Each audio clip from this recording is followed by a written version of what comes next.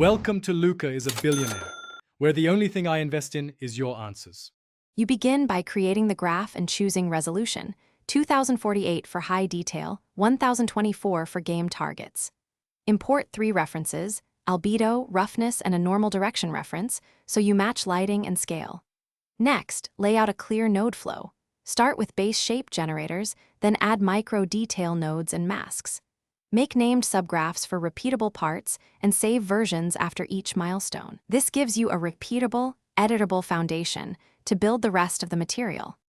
Once the base is in place, generate and refine your maps.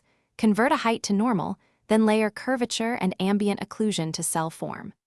Drive material variety with masks, slope for vertical vs horizontal, curvature for worn edges, and dirt for occlusion zones.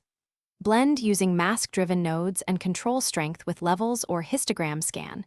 Make sure to preview in the PBR view. Iterate on noise scales and tiling until the detail reads correctly at target distances.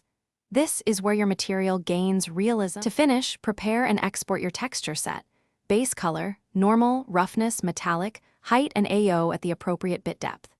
Use substance export presets or texture sets and test the material in the 3D view and your target engine. If you see seams, tiling, or normal artifacts, check padding and make nodes seamless, reproject problem areas, and increase sample counts when baking. One key tip: if detail pops or disappears, lower or raise noise scales, and reevaluate at the actual game or render camera distance. Thanks for watching and please subscribe. It's the best investment you'll ever make.